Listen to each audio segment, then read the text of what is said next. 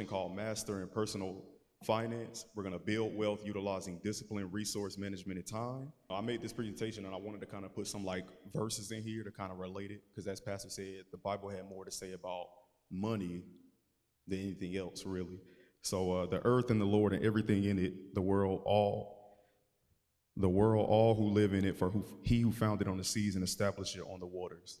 So the table of contents we're going to go through is clear and avoid consumer debt to build wealth, learn the difference between an asset and a liability. Most of us right now get this wrong. And then we're going to build the discipline to always live below our means and avoid lifestyle creep. And then I'm going to give you a basic flow chart if you want to just like turn your brain off. It's like, basically a step-by-step of how to start the process. So first things first, we need to avoid consumer debt to invest in the future. And most people cannot start the process of building wealth because they do not understand the difference between making money and keeping money. Wealth is not the money you make, but the money you keep, right? The more debt you accumulate, the more your future wealth deteriorates.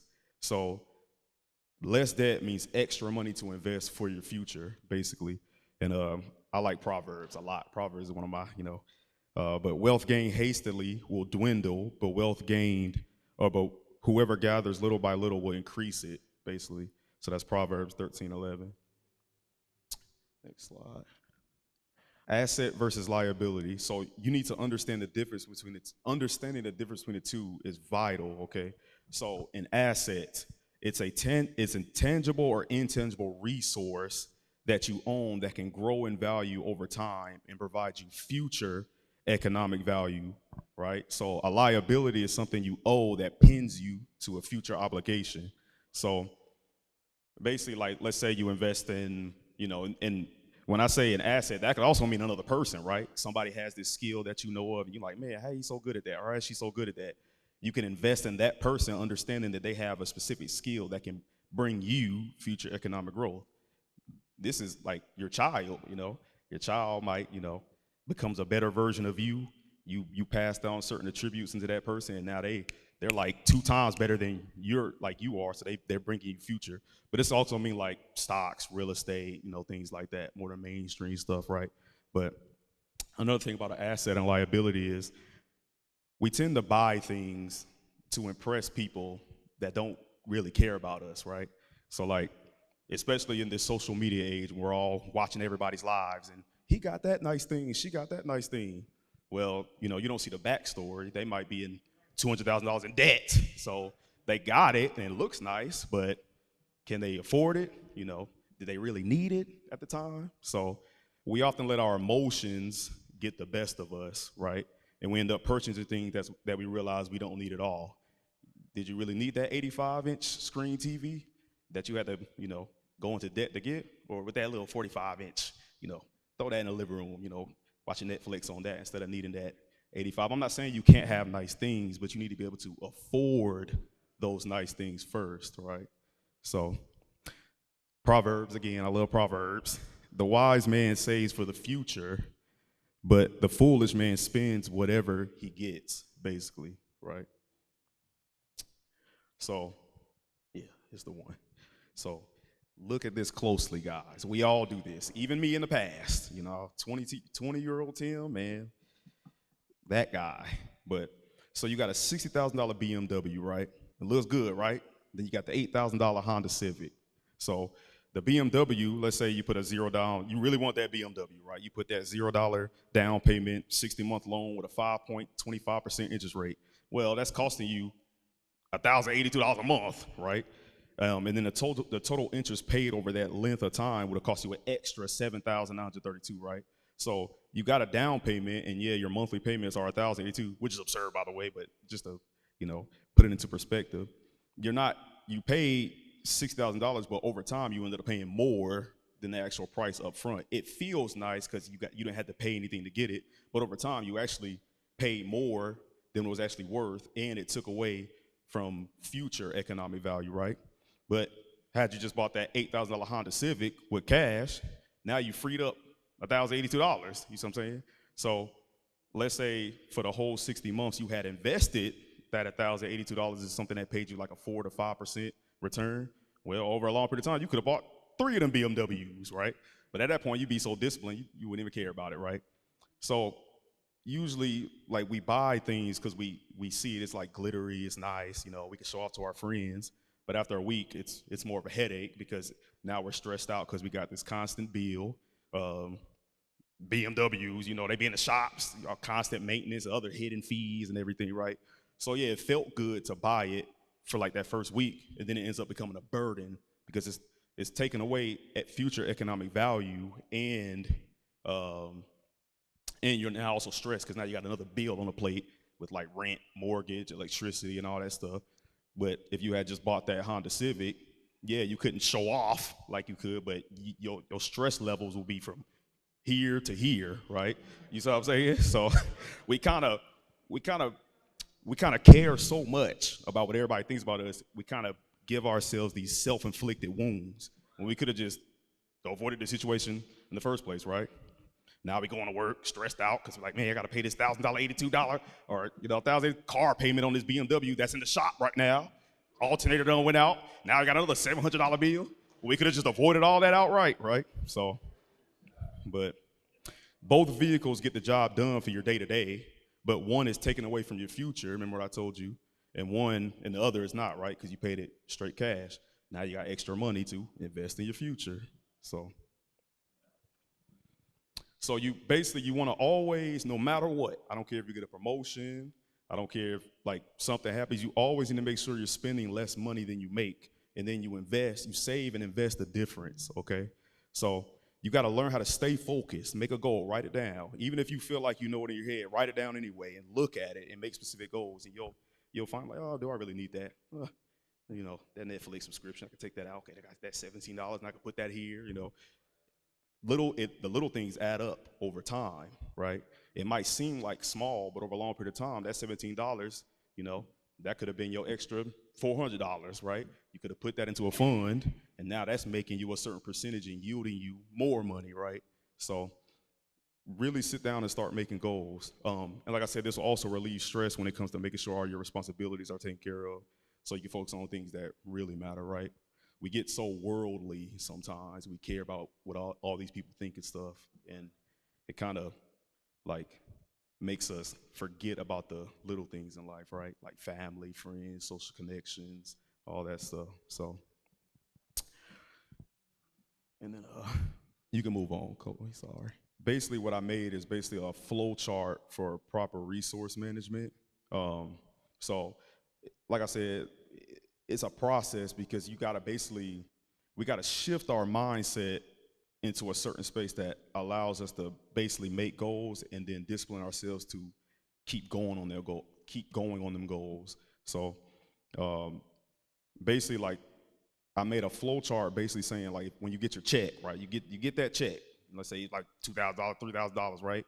And before you go spend it all, right, before you I need that $500 pair of shoes, I need, like, take a step back and just, you got specific goals you're trying to reach, right? So basically you're gonna look at your check, and then there it is right there. And then you're gonna follow this flow chart. So 10 to 20% of your pay, you're gonna go down that. First, you always give your 10% to the Lord, right? Because He's really who you need to even have this kind of discipline, right? Because He's gonna keep you level. Because you might have to, your friends telling you to go out here and spend $500 this weekend because they want to have fun. And you're like, wait a minute.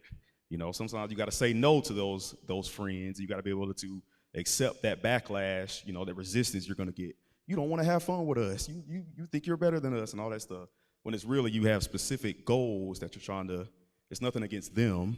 You're just, you're focused right now. So maybe you don't go out 4 times a month. Maybe you go out 3 times a month.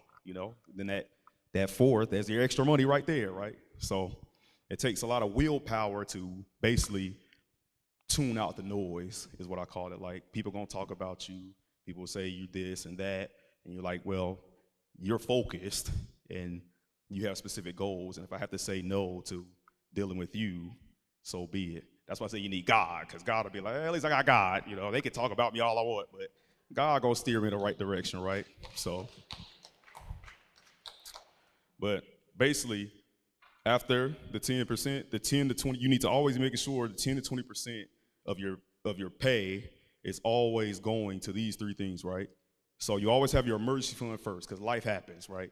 We're not perfect, so anything we make is bound to break, or something's bound to go wrong. That HVAC system's gonna go out, that roof's gonna leak, kid gonna punch a hole in the wall, we're, something's gonna happen. Something's gonna happen. So you need to always make sure you have 3 to 6 months worth of living expenses. After that, then we tackle the debt, right? So let's say that 10 to 20% is like $300. So you take that $300, and then now your 3 to 6 month living expenses is good. Now you move on to the next step. All right, got to tackle this debt, student loans, car payment, stuff like that. So you stop contributing to your savings, right? Because you're trying to destroy the debt, because the debt is basically eating you alive, right? So now that $300 goes from investing from your you're gonna stop putting that in your savings. Now you're gonna how you have the minimum payment on whatever that debt is. You pay the minimum payment, and then you put that $300 extra on that payment. And we're trying to tackle it. We're trying to beat that dragon, right? So we slaying that dragon, trying to slice his head off, get rid of these student loans, all that stuff. Then after the debt is cleared, stress free. You're like, man, I got that title to my car now. I ain't got no more student loans. I don't owe nobody anything. Now we can move on to investing for our future, right? Because, and the reason I'm gonna try to let this make sense in y'all head. Let's say the consumer debt is 7%, right? And let's say when you invest, you're getting a return of 4 to 6%. Well, you will actually make more money by tackling the 7% that the debt than investing for something that's giving you a 4 to 6% return. Because as soon as you tackle more in that debt, you're actually making money. Because if you had put that extra money into something that's only giving you a 4 to 6% return, you're still losing money to that debt. You see what I'm saying? So you're still losing 1%. So that's why you gotta follow the flow chart. Emergency fund, just like you could lose your job or something like that. Well, now you got an emergency fund, so you're not stressed, right? Might take you 2 months to find a job, but that's why you got the emergency fund. You got 3 months worth, so you can still pay your bills without.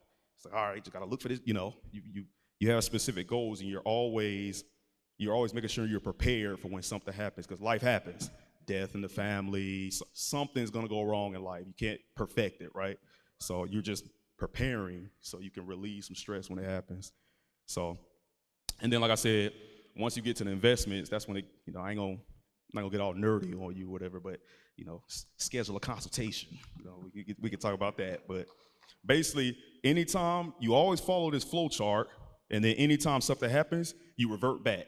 So let's say you're investing, right? You're at the investment stage, and tires blew out. Now you stop investing because you're gonna have to liquidate your emergency fund, right? So your tires blew out. Now it's like $1,000, right? So now you gotta take $1,000 out of your emergency fund and use that towards your tires. Now you stop investing and you go back to putting money into your emergency fund. And then once that's cleared, you go back to investing. Now I take out debt, right? So you stop investing, you tackle the debt. You see what I'm saying? So you just follow the flow chart, and then once you do this over a long period of time, you're gonna build a habit, and then life won't be so stressful, because you be like, man, anytime something happens, it seems like I'm always prepared for it now.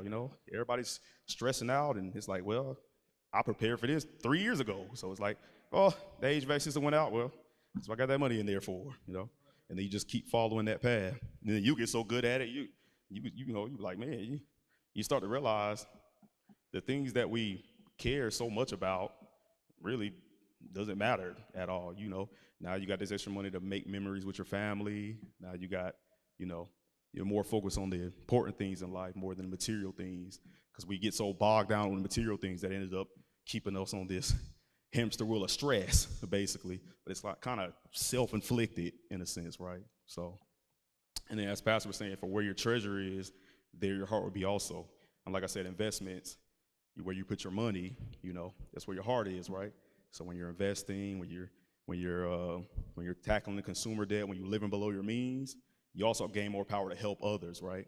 Somebody needs some help. Well, you're always living below your means, so you always got that extra, that help that they need one day, and that'll warm your heart, because then you'll feel like, man, I'm making all these plans, making all these goals, I'm staying disciplined. Look how much help I can do to the world, right? So it all comes together, but first you got to build the habit. And that's really the hard part, stopping certain things, like, and then now you got extra money here, all that stuff. But basically, once you defeat yourself, look in the mirror. Once you defeat yourself, it gets a lot easier after that. 5% intellect, 95% temperament is this right here, right? 20-year-old Tim, if you gave him $2 million, he would have turned it into negative $4 million. 31-year-old Tim, though, you give him $2 million, he'll turn it into $10 million. You know what I'm saying? It's a mindset. And most people are shackled in they're shackled in their heads. Look in the mirror, be like, bro, you could do a little bit better. You know, start small. You know, maybe don't start with $200, start with like $20. Like, oh, put that away. And then you look at it, be like, I kept that $20 in there for a week. Like, bro, and I can move up to 50. And then next thing you know, you're throwing 2,000 in there. It's like, oh, you don't build the habit, but you started slow, and then you realize now it's hard to. You created a new habit. And it's hard to break out of that habit, you know what I'm saying? So, but yeah, that's all I got. That's all I got for now.